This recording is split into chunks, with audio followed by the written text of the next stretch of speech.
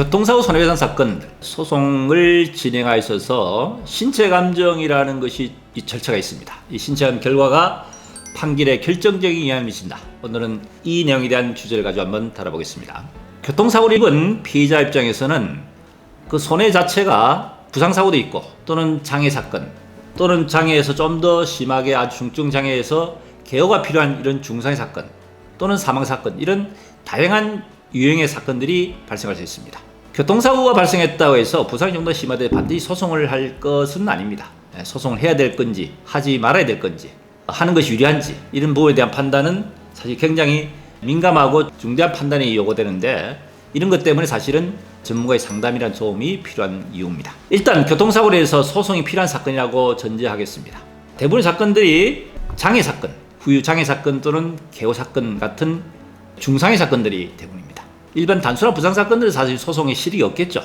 이런 사건은 소송보다는 그냥 단순한 합의로 마무리하게 됩니다. 자, 그런데 장애가 예상되는 사건들, 이런 사건들은 소송을 하는 것이 유리한지 불리한지에 대한 중대한 판단을 한번 해볼 필요가 있습니다. 자, 그런데 장애에도 영구장애가 있고 한시장애라는 것이 있습니다. 어느 정도 일시적인 기간까지만 장애가 잔존하고 그 이후에는 장애가 어느 정도 회복이 되는 상태, 이것을 이제 한시장애라고 이야기하고, 장애 자체가 회복이 안 된 상태에서 어느 정도 고정이 된 상태에서 영구적으로 계속 지속되는 경우, 이런 경우를 영구장애라 합니다. 자, 그런데 한시장애 영구장애라는 것은 굉장히 피해 보상에 중요합니다. 장애란 개념 자체는 일시수익에 산정이 대상되는 판단입니다. 무슨 이야기냐면요, 내가 실제로 버는 소득에 대한 부분을 장애가 발생되면은 장애에 대한 노동 상실률, 그러니까 내가 신체의 노동력을 100으로 봤을 때 팔을 다쳤다, 다리를 다쳤다, 머리를 다쳤다, 척추를 다쳤다, 이런 각 신체 부위에 대한 부상 정도가 장애율로 평가됩니다. 그 기능에 따라 장애율 평가되는데, 이 장애율이 어느 정도의 장애가 남녀에 따라서 장애가 20% 장애가 남았다. 그러면 내가 버는 소득에 대한 장애율만큼에 대한 그 상실된 부분을 영구장애 같은 경우에는 65세까지, 만약에 소득이 급여소득이라든지 사업소득자가 있는 경우에는 60세까지는 실제 본인의 소득, 그리고 60세 이상 남은 65세까지는 도시일용노임, 이런 식으로 일시수익 계산이 됩니다. 이 장애에 대한 일시수익 계산에 있어서 판단 기준이 장애율입니다. 근데 장애율이 한시장애 같은 경우는 금액이 크게 많이 발생하지 않지만 영구장애 같은 경우는 말씀드린 65세까지 되기 때문에 나이가 젊을수록 남은 기간이 많지 않겠습니까? 그렇다면은 영구장애 같은 경우에는 장애율이 엄청나게 중요하겠죠. 특히 소득이 고소득일수록 상당히 더 중요합니다. 또 과실이 있느냐 없느냐에 따라서 노래의 산정이 차이가 있겠지만 장애율이 있어서 이것이 영구장애냐 한시장애냐, 이게 상당히 중요하죠. 일반인들이 보통 생각을 하는 것이, 내가 교통사고로 이제 부상을 입고 수술을 했다면은 수술했던 주치의로부터 장애진단을 끊어가지고 영구장애라고 평가를 했단 말입니다. 그러면 이 정도 같으면은 내가 계산해 보니까 뭐 1억이든 2억이든 금액이 나오더라. 자, 그렇다면은 장애 진단을 가지고 보험사하고 직접 합의하는 것보다는 이만큼 장애가 남으니까 소송을 하는 게 유리하지 않겠느냐 하는 생각을 할 수가 있겠죠. 네, 충분히 할 수 있습니다. 그런데 소송이라는 절차는 치료받은 병원에서 이미 소송 전에 발급한 장애 진단 자체는 무용지물입니다.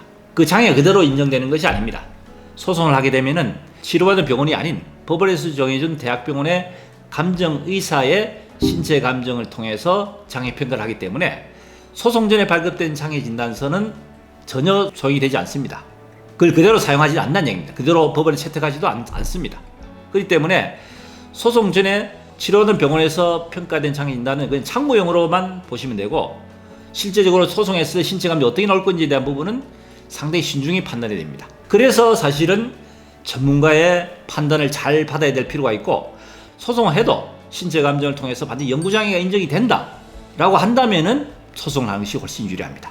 그래서 소송 전에 정말 전문가의 판단을 통해서, 이것은 소송을 해서 신체 감정을 했을 때 영구장애보다는 한시장애 놓을 가능성이 높다 하면은 굳이 소송까지는 안 가고 소해합의로서 해결하는 것이 유리할 수 있고, 어쨌든 전문가의 판단을 받아서 결정해야 되는데, 이런 의료에 대한 전문적 지식이라든지 이런 소송에 대한 손해배상 사건을 많이 다뤄보지 않은 그런 전문 변호사 아닌 사람들 같은 경우에는 잘못된 판단을 할 수가 있어서 소송에서 혹시 잘못된 결과가 나올 수 있다는 말씀을 드린 겁니다. 장애 판단에 대한 신체 감정의 결과는 판결에 결정적인 영향을 미칩니다. 그 결정적인 영향을 미치는 장애는 영구장애 인정받느냐가 중요한데 그 신청 결과상 영구장애 인정될 수 있는지 전문 변호사가 소송 실익을 판단해서 영구장애 인정이 가능하다 한다면은 소송을 통해서 진행할 수 유리하다. 결과적으로 의뢰인 입장에서는 반드시 전문가의 판단을 잘 받아야 되는데 직접적으로 사무실을 방문한다든지 전문가 상담을 통해서 도움이 될 수 있는 그 변호사 사무실 선택이 중요하다 하는 말씀을 다시 한번 강조해 드립니다. 네, 도움이 됐으면 구독, 좋아요 부탁드립니다.